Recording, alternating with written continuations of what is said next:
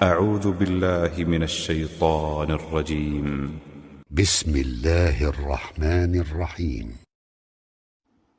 فاسألوا أهل الذكر إن كنتم لا تعلمون۔ السلام علیکم ورحمۃ اللہ وبرکاتہ۔ وضو کے بعد سورہ قدر پڑھنے کے متعلق سوال کیا گیا تھا۔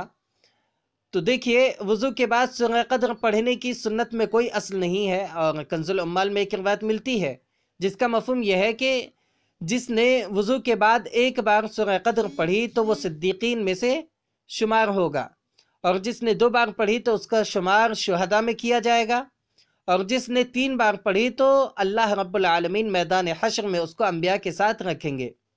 کنز العمال کے محقق لکھتے ہیں کہ وضو کے بعد سورہ قدر پڑھنے کی کوئی بھی صحیح حدیث موجود نہیں ہے، اور علامہ اجلونی رحمۃ اللہ علیہ فرماتے ہیں کہ اس کی کوئی اصل نہیں ہے، یہ جو روایت ہے اس کی کوئی اصل نہیں ہے۔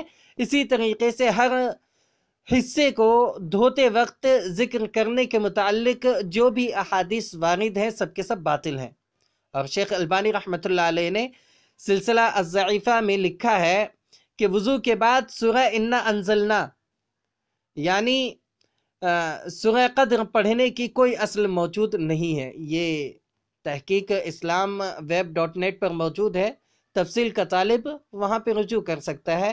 تو خلاصہ کلام یہ کہ انا انزلناہ یعنی سورہ قدر پڑھنے کے متعلق جتنی بھی روایتیں ہیں کہ سورہ قدر وضو کے بعد پڑھنا چاہیے، وہ سب کے سب ناقابل استدلال ہے، ان کی کوئی اصل نہیں ہے، وہ احادیث صحیح نہیں ہے۔ واللہ تعالی اعلم بالصواب۔ السلام علیکم ورحمۃ اللہ وبرکاتہ۔